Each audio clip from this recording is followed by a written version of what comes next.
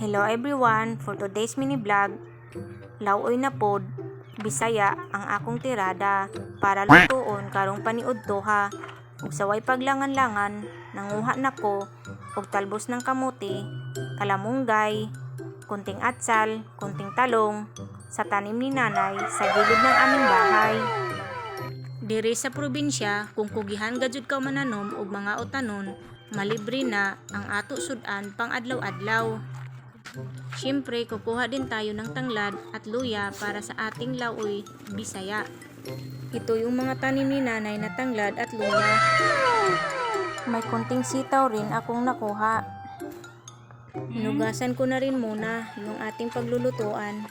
Samtang nagpabukal og tubig, gibutang na nako ang sibuyas, tanglad at ilunod luya. Na dadyon ang mga gulay diha sa pamaylanganan.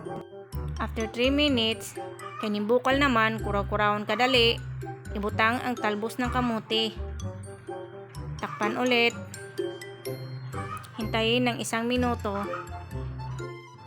Pang last ko nilagay yung kalamunggay dahil madali lang naman yan maluto.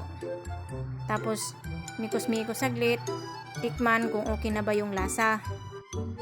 Takpan ulit at patayin yung apoy. Ayan, luto na.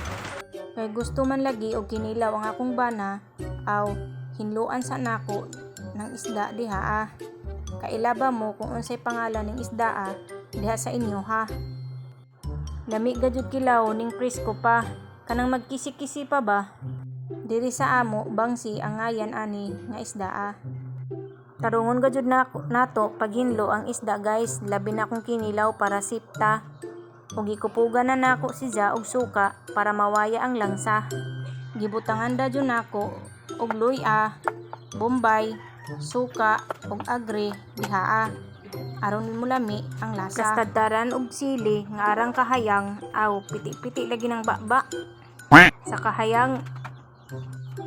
Bitaw guys no, lami gajud ning kinilaw nga kompleto ug jaman ug sakto ra sa kahayang.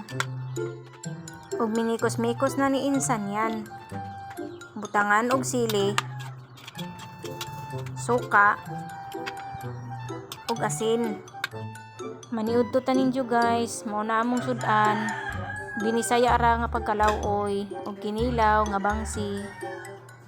Ug dinhira taman ang akong video. See you on my next video guys. Salamat sa suporta. Hanggang sa muli.